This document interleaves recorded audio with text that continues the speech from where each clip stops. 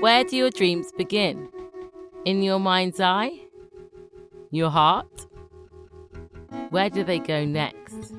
To the very outer reaches of your body, right down to the tips of your fingers and toes? Welcome back to Series 3 of Dream Space with me, Gemma Cairney from Factory International. I'm a broadcaster, a creator, an art lover, and most definitely a dreamer. Our dreams shape what we do, from the big ideas right down to the movement of our bodies. Freed from the day-to-day limitations we all face, how do we concoct new spaces, and how would we move through them? Each episode, we invite a creative thinker to tell us exactly that, how their dreams shape their ideas for a better world. We're into our third series, and we've already heard from a brilliant array of guests from Marina Abramovich, Ivan Michael Blackstock, and Danielle Braithwaite-Shirley, amongst loads of others. All of the episodes are available, and you can go and check them out later. But right now, in this episode, we are joined by someone whose work involves designing how we move together. So dream space is not something you can live forever, right? You need to wake up. That's when you're able to use your dream space in a more beneficial way. So gravity is one thing that you need to learn and respect. Terence Lewis is India's leading contemporary dance choreographer.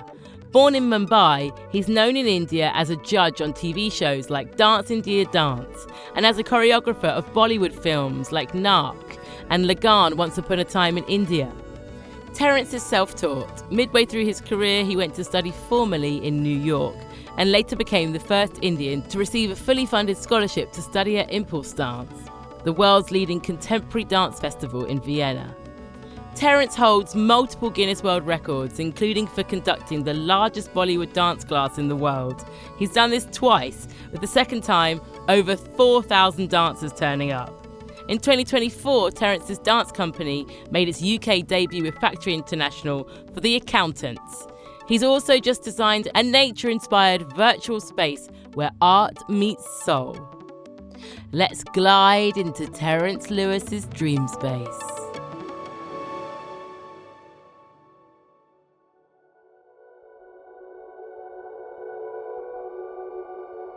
Terence Lewis, thank you so much for joining us in this dream space.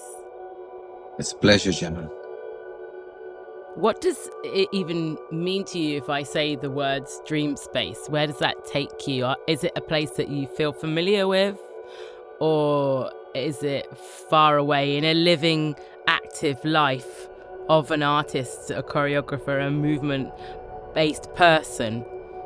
Are you able to dream regularly? Well, that's a very interesting question because the dream space is an imaginative space and where you have no holds, barring you from doing what you want to do or, feeling what you want to do or creating what you want to do. So clearly it has to be a safe space where I feel, not, although all art gets judged, but it should have a space where either I become that strong that I feel emotionally not worried to take away all the layers that we generally come with and be unafraid, fearless. But that does not mean I become reckless and yet be mindful at the same time as to just understand, that there are other people also in this space that can be a shared space that would want to see it, observe it, feel it, and basically create a community where it doesn't have to be people who think alike, but people who are here to understand, feel, discuss, agree to disagree maybe. I'm not looking at any utopian dream space where everybody has to kind of, just feel and believe the same thing. It would be a very boring space, to be honest. So definitely a safe space for the artists where they can take away all masks, where there is no political, social fallout of doing some things. And we always can, as artists, we always are politically challenging boundaries, moralities, socially, politically, religion, our own boundaries, our own inner truths, our own shadows too. So for me, a dream space, coming back to your question, would be a space where it allows me to speak with authenticity. Traditionally, dance and performance does come with this sensibility of structure and discipline, because not only do we have to somehow remind and remember that our bodies can do these things with rhythms and movement and bending, etc., but there is a sense that our bodies need that discipline to stay fit and healthy. How do you marry the two, the kind of the mind and body, in a way that feels exciting or safe or interesting? I think it's so important that every dancer needs to have the technique. The technique is nothing but a technology that safeguards you from injury and from doing things to others that could be really coming counterproductive. So your technique is just to kind of help you become better. So exactly what you do, like for example, going to the floor would require certain technique, which layman would probably do it and would hurt their knees and back if they did it 50 times. Because that's what dancers do. They go 50 times in and out of the floor.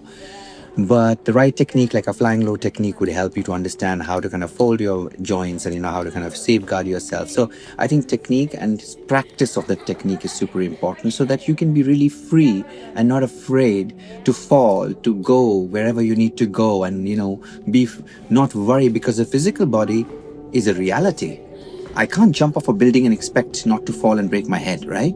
It is a physical reality. And as much as I'd like to think I can fly and have wings, it doesn't happen that way. So technique helps you to protect yourself. It helps you to understand your space. It helps you to really, really be able to kind of do things which normal human beings cannot do, because, there are techniques developed by the masters who wanted to do things which were beyond human limitations, and they have gone and done so by finding a certain method. So, as again, what I reiterate, that, you cannot just go into the creative space without following that rigor and discipline. You got to really respect it, because there's a certain design. Even every part of it is the way our bodies are made. It's an immaculateness, if there's a word like that, for how the body is designed. And there's a structure, there's a discipline to how it functions and works for you.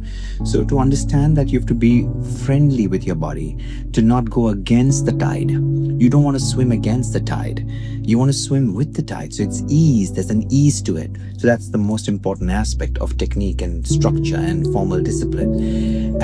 Also, an understanding of, a certain amount of, this is the dance itself. But you also need to understand that when we're dancing with certain bodies, you need to also be, you need to kind of take into fact that all the trauma that the body has, physical and emotional, and certain things like touch, or some things which we do in contact improvisation, or in some kind of dance which is partnering, you might kind of touch upon certain people that are super sensitive about certain things. So you need to also realize that you have to kind of have some kind of structure and discipline to approach those areas also, so if those can be taken care of.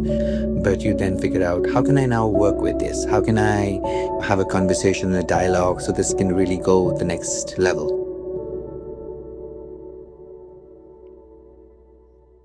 If we're to enter your dream space, what ability might one need? Could we be a spectator if we're not dancers? Or do we all become movement artists? Like, what would be the ideal? I think if you were coming into my space, I would prefer it to be a dark space specifically, so that, you can blank out all the other visuals, so that you can be focused on it. Then I would probably focus on the sound. So I could kind of bring in a certain sound of a certain energetic frequency that just gets your heart rate at a certain level, because sound frequency is also beautiful. So my opening music, just when you're settling down, would be a certain kind of music that I would choose, keeping in mind the frequency of that sound. It could just be a small sound, which just allows the mind to recalibrate its energy and come back to a certain, homeostasis. And once it reaches there, then there is a possibility of just guiding the audience. The dancers, I generally engage in an exercise where the dancers just breathing. So that kind of, we're always, following. If somebody is yawning, automatically you start to yawn, right? So it's in a way, we always, we tend to simulate, or we tend to kind of, imitate people. So every scene starts with a certain way. And if I'm taking it up, then I want to take that rhythm up, and the breathing of the audience also has to match with mine. So I think in a way, I will curate it in such a way that this dance, the music, the design will be such that visually, sound wise, also the audience is really receptive to what I'm going to say. Unless I want to start with that's a choreographic choice. I want to start with a lot of chaos. Then the music would be different. Would the audience be participative in my dream space? Yes, it'd be fun if we could allow at certain points, once they've received the information, if they could take it and, make it their own, and, they could rise, and yet, making sure that it doesn't disturb the others, that it becomes more participative, and that it becomes, community kind of a space where people can express themselves, can move, and some people can just choose to watch, and some people can just choose to dance. We couldn't bring that audience also in who wishes to perform and make it into a part of performance. Now that would be something amazing. Sometimes there could be a clash, and sometimes it could be just a beautiful thing. But this is what nature is. Everything is not pre-decided, and that's the beauty of it. There has to be a certain element of, in the dream space, the possibility of whatever can happen. Otherwise it gets too boring and flat. I love the idea of entering into complete darkness and the frequency just taking me somewhere before I've even decided where it's going to be. Yeah. And that really does require a sense of trust, because you have to give yourself over when you're in the darkness, don't you? Yeah, absolutely. That is also making you very vulnerable as an audience. Not having all your senses with which you can sense the world and understand the world. And that vulnerability also kind of makes you, it kind of opens up different things inside you. It can be very disturbing for certain people, but sometimes that's the only way you can move forward. I think it can be really grounding as well. Also, but some people have trust issues, and they might just feel very panicky, or they might feel very claustrophobic. So, we are not all at, the same space, and we have not walked in people's shoes. So we'll have to be mindful of how everybody responds to everything. You were talking about being, like you say, very mindful and conscious of the fact that our bodies are storing different things in different ways. Is there a place where we can collectively, amongst one another, release some of these traumas, whether it's an old injury or something abstract in terms of the memory that happened to us as children, or an aggressive exchange on the bus on the way to the dream space? Are there techniques, and in this dream space, as a master of movement, are we able to shake some of that away, get rid, surrender to the letting go?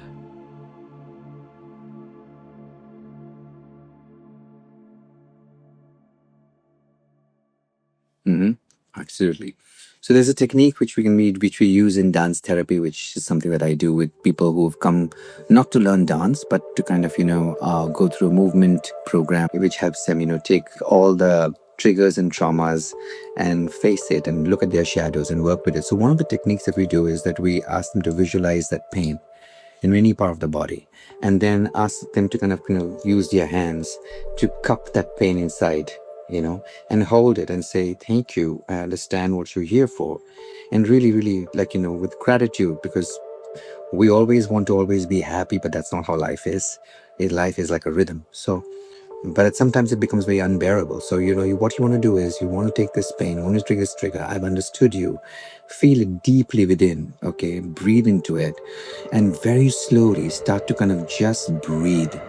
1, 2, 3, then release 1, 2, 3, and then nothing. 1, 2, 3. What it does is it reorganizes your neurons from a space where it's triggered. What happens is that synapse is broken, that thought is broken, the energy is broken, and now you are in a very beautiful space where there is space to hold that pain and let it go. And as you exhale, you let it go. The other exercise is to hold it and fist it. Like really hold it. You might think, why does this person want to hold on to the pain? Because it's the only way. Some of the answers that I've got is, that's the only way I know I'm alive. I don't know any other. I've just lived with this pain for so many years. And then you have to show them a reality which exists. The same version of you exists somewhere where it's peaceful, loving, and it's enjoying everything, and you are not, and you don't know about it. So you have to kind of give them that alternative universe. just like a psychedelic experience where you're experiencing another reality which exists somewhere, in the realm. Then they have to see it and they have to realize, oh my God, that is possible. You could be afraid, just like how people get afraid even in a psychedelic experience, because it's not real. But it does exist in some reality, in some realm. Like it's all being created by your brain, so it's there. But there are many realities that you need to experience, which are very real, we're very grounded in the physical world, which is not dreamy and airy and, sci-fi. It's very real. And when they see that and when they understand that, then they kind of let go. The other thing which is really works well is just shaking. Just really, really being in the body and just allowing the body to shake. There are very simple tools, and you don't need to be a dancer. You just need, it's basic. If you can walk, you can do this.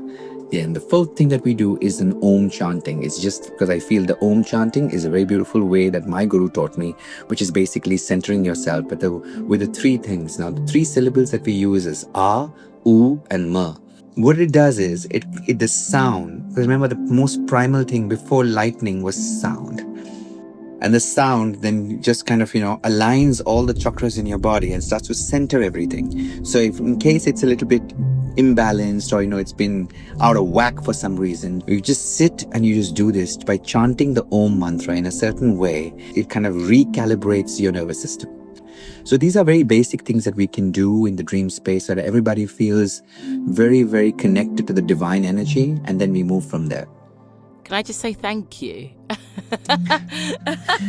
Thank you to all our teachers. Thank you to all our teachers who has given us so much of information. Yeah, 100%. And I just think, this is where the ripple effect and the resonance of a person's dream space becomes so potent. Because if we are listening to these ideas and also just focusing on like the simplicity and the power that we have within our own bodies, we can find ways to recalibrate as a people, as a society, as everything that's going on can be very dysregulating, but there are ways of finding ease.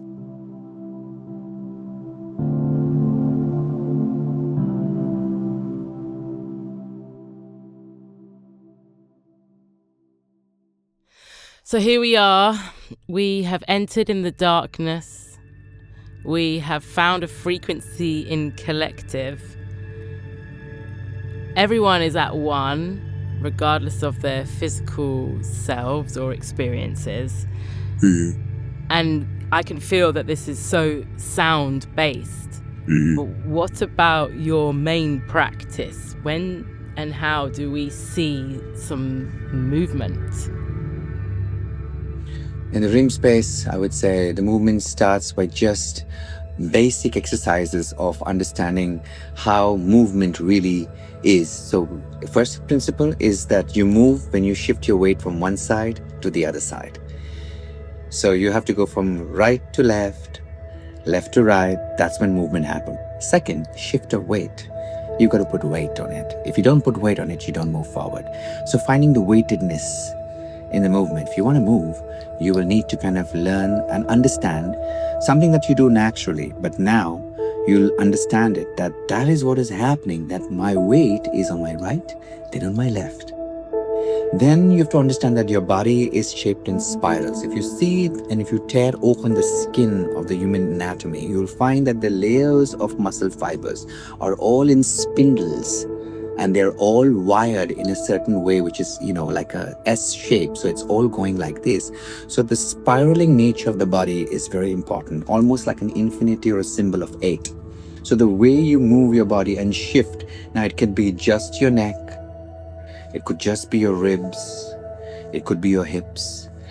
And then you find ways to kind of just let go. Then you add on principles of motion, which is basically if you take your hand up and if you let it go, you don't have to put it down.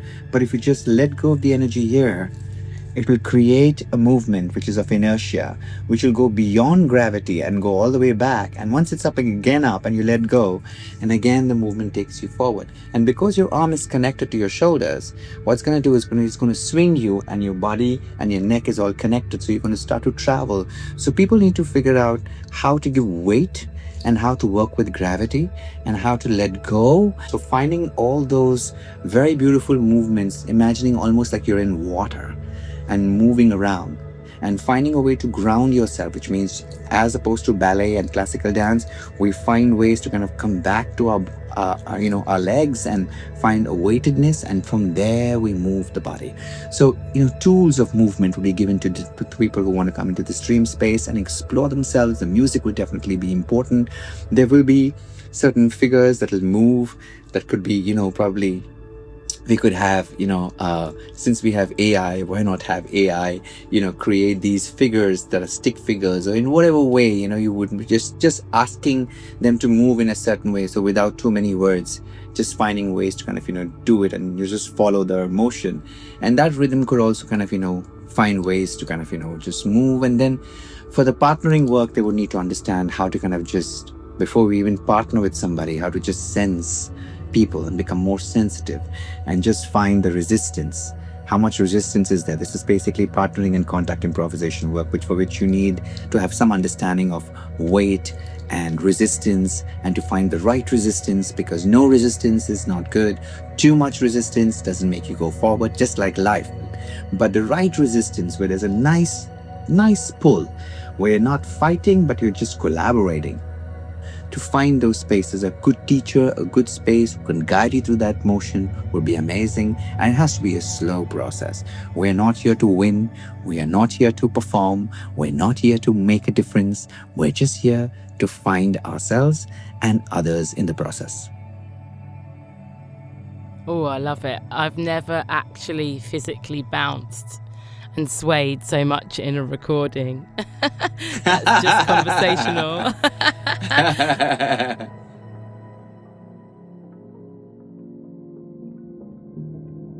Why is gravity important in this dream space? I think it's gravity for me is earthing. I think if you're just going to be in your head, what happens is then you kind of lose touch with reality. And I do not want to kind of be in this dream space and come back and realize, oh my God, this was all a dream, just not real. I would like my dream space to be as real and as rooted, so that when I come back, it is made in such a real space that you're able to come back to the real world and deal with the real world. Otherwise, you'll go delulu. It will just be crazy. It'll be like a sci-fi film which has no logic, and it's great for imagination, but the reality is going to hit you like a thunderbolt. And then you're going to be so crestfallen. You'll be so like shit. Then you'll constantly want to go back to the dream space. The dream space is not something you can live forever, right? You need to wake up at some point. When you wake up, it should be as close to what your reality is. That's when you're able to use your dream space in a more beneficial way. So gravity is one thing that you need to learn and respect, because that is something, till you have your physical body, you are going to be ruled by the laws of gravity. We're keeping our feet on the ground. Absolutely. Which brings me to my next question about this idea of movement being a communication, a technology, a language. We are in a very visual existence where we understand things in genres and forms, but I get very excited when we start to blend and fuse. And if you are using repetitive movement, our bodies, our limbs, as a way to communicate with another person or people, it becomes very interesting, because it becomes universal too. You might actually be able to spread a feeling and a message beyond the English language. Absolutely. I think once you find the right space and the right people, and you don't have to explain anything to anybody, and I think the best movements happen when the lighting is low and there are no mirrors in the room and there are no eyes on you, because you do not want to feel as though you're performing for somebody, or you're making this into a performance. Is also okay. It's okay. But I think in a dream space, it would be nice to kind of, explore those things that you otherwise don't get to do. So I would say it should be a communication with self. And it should be three things: moving, listening, and thinking. So all three have to happen. So instead of talking, you're moving. Listening to the voices in your head, listening to the little voices in your head, listening to your heart, and this conversation between heart and mind. The heart wants to go this way, the mind says, but you should be doing this, but no, is this good enough? And it's evaluating you and blah blah blah, and telling your mind to say shut up, and then asking your heart to say you just go. But the biggest judge is ourselves, right? We are all critical about ourselves. So letting this critical filter go, and at the same time observing silence and just being with it, and not starting to make stories, because every feeling will go back into a story in your memory when you were a child. So telling yourself, stop. Don't go into the past. Okay? Not into the future. Oh, how can I make this beautiful? Oh, this would be so interesting in this project. No. Oh, I got a great idea. No, stop there. So we're trying to avoid these two and saying, be present, just the breath, and just being really present with yourself. I think that would be the best dream space. For me, many times, it has meant to not move. In my dream space, I stand still, because in the stillness, I find movement. For 6 to 8 hours sometimes. Wow. Just being still. So it's not easy. It's the hardest. But I think that will be the only way to really, cross and change something in your body and in your mind. Can you imagine a world where everybody could find collective silence? What kind of impact and effect do you think that may have? It's so difficult to answer that question, because for certain people, stillness will bring out all the neurosis. So for them, I would not suggest stillness. Meditation can be a curse for them, because they've been to some kind of trauma or whatever. So all the neurosis will come out. In fact, because they engage in the world, they're keeping all their traumas back. So they need movement. And for some people, like me, we move too much, we dance too much. We need to kind of just be still. Stop that, and then just be here. Okay? Stop moving your body all the time. It would be great if everybody is in a certain space where they can handle their stillness without the neurosis kicking in. Because if you're still and your neurosis takes over, then you become crazy. Of course, you will need certain people like the shamans. That's why there are shamans, and then teachers who can guide you, can give you that little hug, who can hold you and say nothing is going to go wrong.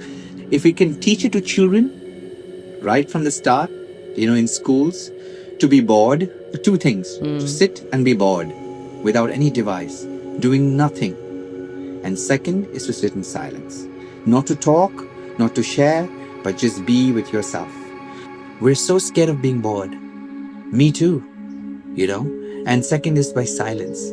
I really need to go into nature to kind of find that silence. But the moment I'm in my city, my heart goes like, I'm in Mumbai city, and the energy of this place is like this. It's amazing for work and things getting done, but I need to get out into nature or some place in the mountains just to find, not in a beach, because that's again a lot of people swimming and a lot of activity, just the mountains. The colder, the better.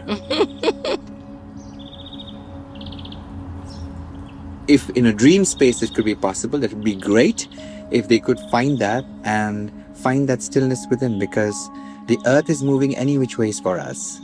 Whether you like it or not, it's revolving. Everything is moving. So it would be nice just to be still while the earth does its job, because there's enough movement happening. The wars that are being fought, it's movement. Nobody's standing still. That is a problem. I think we need more stillness than movement. It's not about doing too much. It's, are we doing the right things? Because our potential, we have such huge potential to do lots. But I definitely think that we do it in quite toxic ways. And it's so normalized to just chew up our body and our minds and frazzle ourselves like we pay to chew ourselves up. In fact, in India, we have a place where you are given a small hut to stay in, and it's a great tradition. For 10 days, you can't speak. You're not allowed to speak, no phones, nothing. A lot of people, I think Steve Jobs and many other people have tried this. They give you a small piece of bread and things to drink, very simple vegetarian, vegan kind of food. And for 10 days, you're not allowed to talk. For the first 3-4 days, people go crazy. And then once you cross the 4th day, you're starting to sink in. Because when we talk, we engage, we become very animated, and it's really thrilling. But the real you is hiding inside, and that is what you need to see. More than conquering the world outside, it's the world inside that we want to conquer. So these are all Indian philosophies that have been around for years, and it's just now, people are getting acquainted with it. But I think it would make the world a better place for sure. So I think in some ways, we have understood that life means we're always searching for happiness, but this is not a right way of thinking, because you need to feel all the emotions that are there as part of the human collective, and you can't just choose one. You can't just choose the dopamine, and you can't just choose the feel good hormones, but you need to know that all these hormones go up and down as long as they're in the spectrum, and they're not going out of whack. So I think it's very important to realize that sadness, grief, they are all human emotions. So having a wrong expectations of life also can mess you up. So just be mindful of that.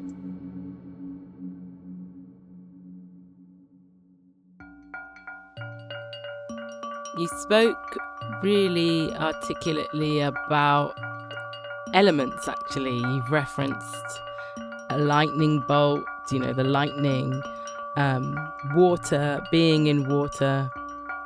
There was almost air at one point, there was almost wind that was moving me. Are we going to introduce any elements to this dream space? Like, do we see or feel any particular weather or climate or environment? Absolutely. I think it would be nice to have a certain kind of a wind factor blowing.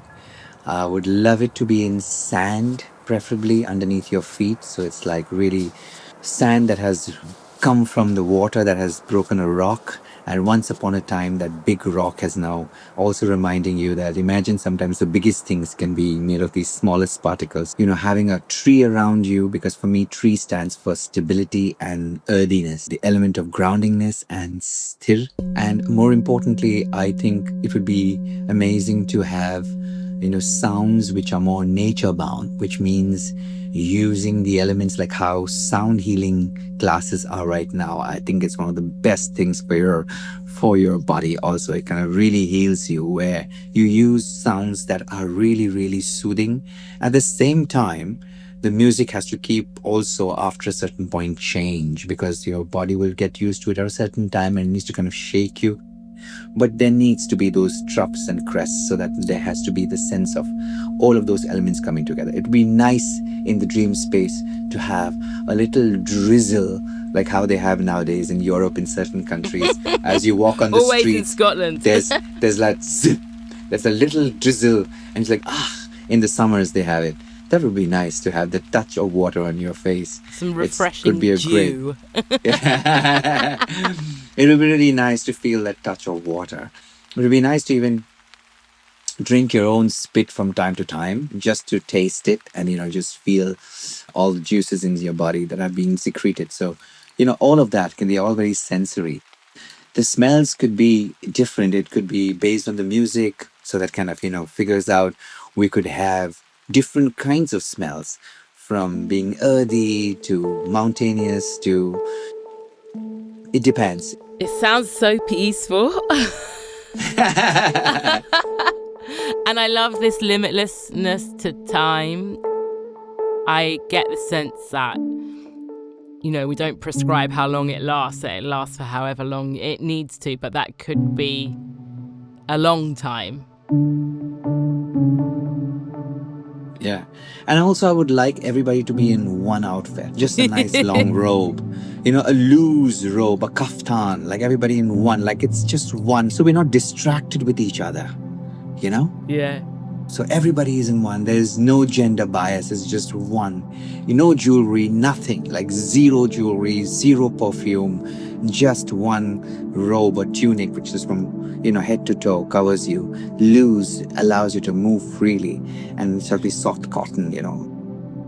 There's a tradition in the Balkans that stems from thanking the land, and hundreds, if not thousands, of people would create formations on hilltops or beautiful nature points and do exactly what you're describing. And there's something about everybody just being in one color that just it turns groups of people into art, like your bodies become art, and I love that. Yeah, and it's not distracting, and it's not taking away from what we're here for. Yeah, we basically want to find oneness, because most of us are separated, right, from the one. And that's the game that we are living, it's a lie that we have to live, of being separated. And what we're looking for is that in that separatedness to find a way to find interconnectedness. And that's when we will really, there's a very beautiful line in the Indian Hindu philosophy called Vasudhaiva Kutumbakam, which means the whole humanity is one race, is one. So it's that philosophy that has always been embedded in the Indian culture.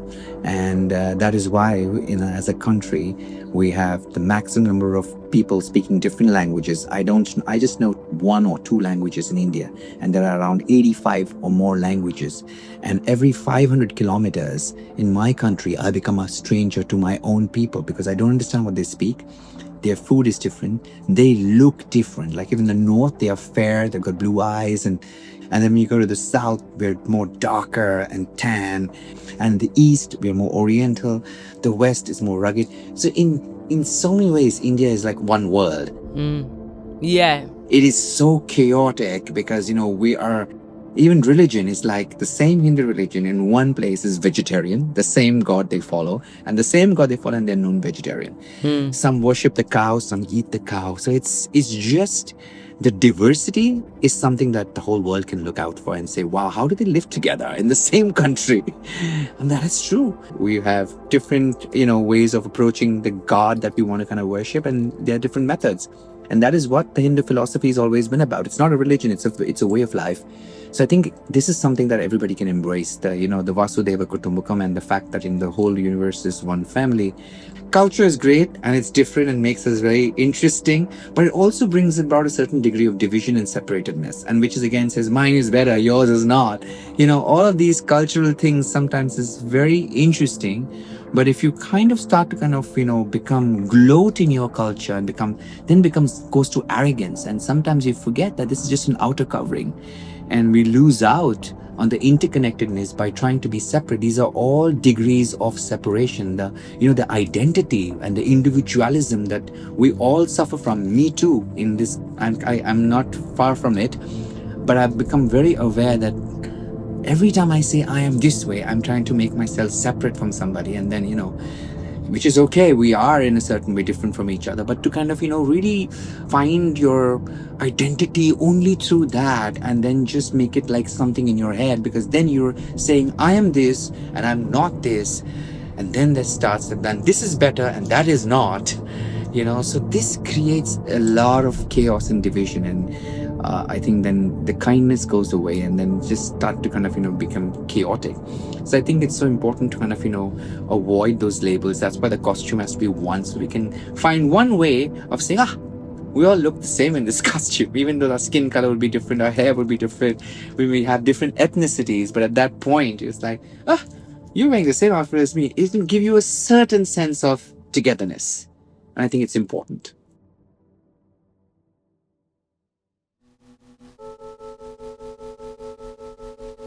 I found Terence's dream space so personally visceral. I could really feel it and see it, and really wanted to create it. I really want to be there. Moving as one in my matching kaftan. I'm here for it.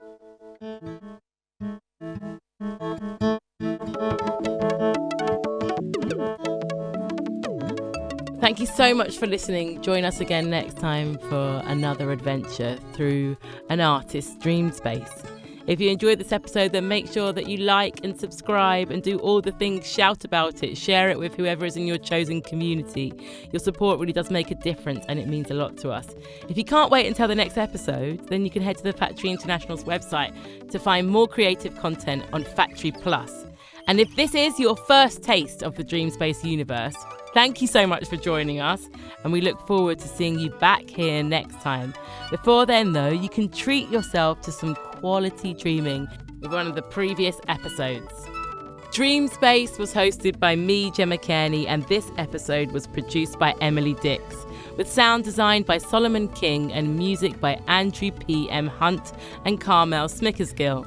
The executive producer is Dan Jackson, and this is a reduced listening production for Factory International, curated by Scott Simoniti and Alex Mannion Jones. Until next time.